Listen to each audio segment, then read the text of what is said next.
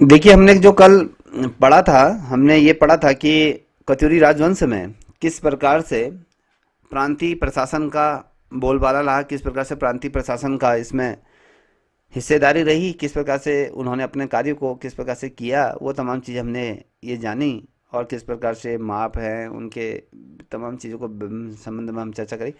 आज हम बात करेंगे, कत्यूरी राजवंश के बारे में बात करते हैं। तो यहाँ पर आप देख पा रही होंगी, कत्यूरी राजवंश में नरेश राज्य का क्या होता था, सर्वप्रिय शासक हुआ करता था। क्वेश्चन पूछा जाएगा कि कत्यूरी कालखंड में राज्य का सर्वप्रिय शासक किसे माना जाता था। वैसे तो हम राजा को कहते हैं, राजा को ही नरेश कहा जाता था, तो ये नरेश को ये कहा जाता था। जो हमें कत्यूरी वंश से संबंधित जितने भी अभिलेख प्राप्त हुए थे, जो हमें पौराणिक चीज़ों के बारे में, जिनसे हमें पता चलता है कि इस कालखंड में क्या क्या चीज़ें हुई होंगी, उन अभिलेखों में जो केवल जो राजा की प्रधान रानी महादेवी तथा केवल उसके उत्तराधिकारी राजपुत्र का उल्लेख मिलता है। इसमें यह कहा गया है कि जो कत्यूरी राजवंश था, कत्यूरी राजवंश का सर्वप्रिय, जो सर्वप्रिय अगर कहें, परी जो शासक हुआ करता था वो राजा या नरेश वो होता था। और जो हमें अभिलेख प्राप्त हुए थे, उन अभिलेखों में ये इस चीज़ का वर्णन देखने को मिलता है कि जो राजा होता है, वो जो राजा की जो प्रधान रानी होती है, मान के चलें राजा कभी 2 शादी कर लेता है, 3 शादी कर लेता है, उसमें जो जो सबसे बड़ी जो रानी होगी, वो प्रधान रानी के रूप में, जिसे जो शब्द के रूप में जो उच्चारित किया गया है, उसे महादेवी के रूप में संबोधित किया गया है। जब महादेवी के रूप में अगर इसको संबोधित किया गया है, तो उसमें कहता है कि जो महारानी है, जो महादेवी है, उसका राज्य का जो उत्तराधिकारी होगा, वो राजपुत्र का उल्लेख मिलता है कि रानी का जो सर्व जो बड़ी रानी है, उसका जो पुत्र होगा, जो सबसे बड़ा पुत्र होगा, वही क्या होगा, राजा का राजपाट को देखेगा और राज्य का संचालन इसी के द्वारा किया जाएगा। और अभिलेख, जितने भी हमें अभिलेख मिले हैं, उसमें वर्णन मिलता है कि क्रम से अगर हम देखें, यथा राजा राजेश्यं करके है, राजमातेश्य सामंत, महासामंत, ठाकुर या महामुनि या महाकर्ता इत्यादि से विदित होता है। देखिए, कहने का मतलब है कि जो जो अभिलेख हमें मिले हैं, उसमें अलग अलग नामों से हमें जो अभिलेख मिलते हैं, उसमें राजा को संबोधित किया गया। राजा नायक करके है, राजमात्स्य सामंत के रूप में कहा जाता है। सामंत बड़ा ही शासक होता है साम्राज्य का। महासामंत, ठाकुर करके होता है, महामनुष्य। अब महामनुष्य किसे कहा जाता है, जो सब में सर्वश्रेष्ठ हो, या कहें जिसमें बल और पराक्रम भरपूर हो, मात्रा में भरा पड़ा हो, जो सभी को परास्त करने की क्षमता रखता हो, मनुष्य उसे कहा जाता है। महाकर्ता इत्यादि, ये क्या है, विदित होता है। इन नामों से हम कहीं ना कहीं इन चीज़ों को समझते हैं। और कहता है कि जो राज परिवार के पुरुषों को महत्वपूर्ण पदों पर नियुक्त किया जाता था। अगर मान लीजिए राजघराने की अगर बात करें, अगर किसी ताऊ है, चाचा है, या उसके भतीजे हैं, या कुछ अन्य हैं, उसके जितने भी रिश्तेदार हैं, उन रिश्तेदारों को बड़ी बड़ी पदवी में बैठाया जाता था। और राज्य के कहीं ना कहीं नेतृत्व करने की उन पे क्षमता हुआ करती थी, और वो कहीं ना कहीं राज्य में अपना नियंत्रण भी कहीं ना कहीं स्थापित वो किया करते थे।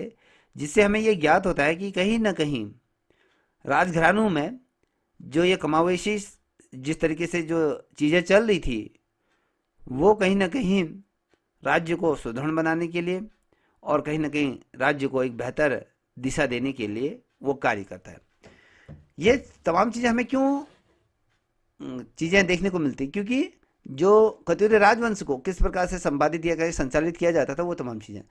अब हम कहते हैं कि कत्यूरी अभिलेखों से विदित होता है कि हमें ज्ञान होता है, जो कत्यूरी अभिलेख जो हमें प्राप्त होते हैं, उनको पढ़ने से ये हमें ज्ञात होता है कि राज परिवार की अपनी निजी संपत्ति होती थी। याद रखिएगा कि कत्यूरी राजवंश में जब अभिलेख मिले थे, उसमें ये इस पर से चीज़ें हमें उल्लेख मिलती हैं कि जो राजा होता है, जो राज परिवार होता है, कि उसकी भी अपनी अपनी संपत्ति होती है। जिसमें मुख्यतः उसकी क्या संपत्ति हो सकती है, गाय हो सकती है, भैंस हो सकता है, घोड़ा हो सकता है, खच्चर होता है, इत्यादि इसकी क्या होती थी, अपनी संपत्ति हो जाए। राजा का घोड़ा हो सकती है, गाय हो सकती है, भैंस हो सकता है।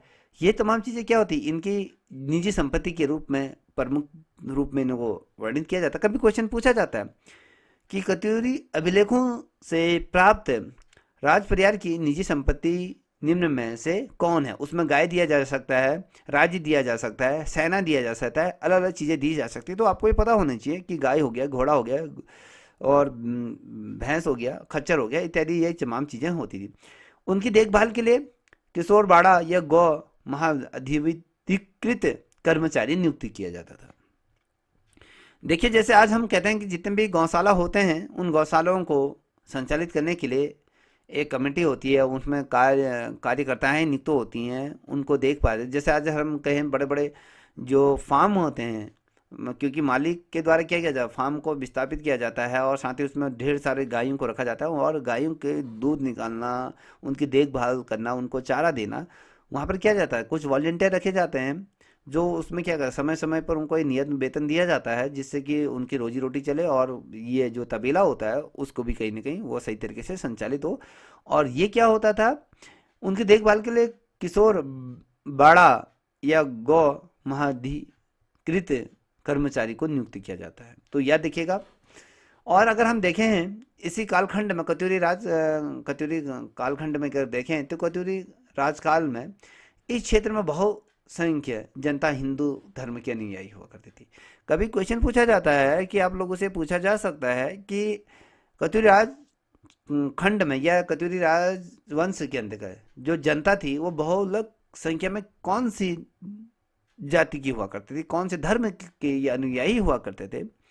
तो कत्यूरी राज्य की जब हम बात करते हैं तो इसके अंतर्गत जो हमें देखने को मिलता है सारथी रूप में हिंदुओं की संख्या या कहीं हिंदू धर्म का कहीं ना कहीं बोलबाला ये हुआ करता था, क्योंकि इसमें वैष्णव और शैव धर्म संप्रदाय के अनगिनत मंदिरों की साक्ष्य की बात की हमें पुष्टि मिलती है। देखिए, आप कहोगे कि सर ये कैसे हम इसको स्पर्श करेंगे कि उसमें तो लिख दिया है, लिखने से किसी चीज़ का प्रमाणित होना होता है। तो प्रमाण हमें इसलिए मिलते हैं कि जैसे शैव वैष्णव धर्म हो गया, शैव धर्म हो गया, ये जो संप्रदाय हैं, इन संप्रदायों के हमें उत्तराखंड के जो विभिन्न जहाँ जहाँ अगर हम कहें जो कत्यूरी राजवंश का जितना भी साम्राज्य मध्य हिमालय में जो फैला था, इसमें अगर हम बेसिकली अगर देखें तो इन क्षेत्रों में अनगिनत ऐसे मंदिरों का उल्लेख मिलता है। और उल्लेख ही नहीं, हमें मंदिर साक्षात तौर पर देखने को भी मिलते हैं, जो कहीं ना कहीं बौद्ध और जैन धर्म का प्रचार प्रसार हुआ था। अगर हम देखें तो इस बात की तो हमें कहीं ना कहीं पुष्टि तो हो जाती है कि भैया इस क्षेत्र में हिंदुओं की संख्या ज़्यादा थी, क्योंकि जगह जगह पर हमें देखने को क्या मिले, मंदिर मिले जो वैष्णव धर्म के और शैव धर्म के हमें देखने को मिलते हैं। ये इससे पुष्टि हो जाती है कि भैया ये तमाम। और इसी कालखंड की अगर हम बात करें उत्तराखंड का, जब हम भूभाग अगर उत्तराखंड का जब इतिहास पढ़ते हैं तो इसी कालखंड में सबसे ज़्यादा जो धर्म का प्रचार प्रसार हुआ था, अगर हिंदू धर्म से भी ज़्यादा जो प्रभाव जिस धर्म ने उत्तराखंड के जो मध्य हिमालयी क्षेत्र में जो रखा, जो अपना दबदबा बना के रखा था, वो बौद्ध और जैन धर्म का प्रचार प्रसार यहाँ पर बहुत व्यापक तौर पे हुआ था। जब इसका व्यापक तौर पे प्रचार प्रसार हुआ, कहीं ना कहीं आदि शंकराचार्य जो थे कहीं ना कहीं उनको भी ये लगा, ये फील हुआ कि भैया अब हिंदू जो धर्म है कहीं ना कहीं खतरे में है, तो कहीं ना कहीं हिंदू जगाओ यात्रा इनके द्वारा निकाली गई, जिससे कि हिंदुओं को मैनिपुलेट करके हिंदू जो बौद्ध धर्म के अनुयायी हो गए थे, जैन धर्म के अनुयायी, तो कहीं ना कहीं उनको इस चीज़ का ये दिया कि भैया आप ये धर्म को छोड़कर क्या करें, हिंदू धर्म की रक्षा के लिए इन्होंने क्या करा। जो आप सभी को पता होगा कि यहाँ पर केदारखंड में जिस प्रकार से इन्होंने अपनी चीज़ें स्थापित करी थी, और बाद में इन्होंने क्या करते अपने देह को भी यहीं पर इन्होंने क्या कर दिया था, त्याग दिया था, ये आपको सर्वविदित होगा। तो इसीलिए इस भूभाग में अगर हम बात करते हैं तो कहीं ना कहीं हमें जैन संप्रदाय के भी साक्ष्य देखने को मिलते हैं, बौद्ध धर्म के भी देखने को मिलते हैं, और सबसे सबसे ज़्यादा अगर हम बात करते हैं तो जो चीज़ें देखने को मिलती हैं वो आपको कौन देखने को मिलती हैं, जैन और ब्राह्मण धर्म, ये कहें जो अपनी मैं आपको बता रहा था ये। अब ये देखिए, हमने कहा कि इस बात की पुष्टि होती है और धर्म का प्रचार, इसके अतिरिक्त इस क्षेत्र में क्या काली पूजा के साक्ष्य भी मिलते हैं, जिससे स्पष्ट होता है कि कत्यूरी जो धार्मिक सह विष्णुता का अनुपालन किया करते हैं। तो यह देखिएगा कि अब हमें कैसे मिलता होगा कि भैया काली की पूजा हुआ था। देखिएगा कहीं कहीं ऐसे मंदिर भी हैं जहाँ पर काली के मंदिरों में कहीं पर बलि प्रथा भी विराजमान हुई, कहीं पर इस चीज़ के साक्ष्य भी मिलते हैं। तो ये स्पष्ट हो जाता है कि काली की पूजा इस क्षेत्र में हुआ होती थी। तो कत्यूरी धार्मिक सहिष्णुता का भी ये पालन किया करते थे। तो ये जो मैंने आपको जो रखा, ये कहीं ना कहीं कत्यूरी राजवंश के बारे में हमने पढ़ा।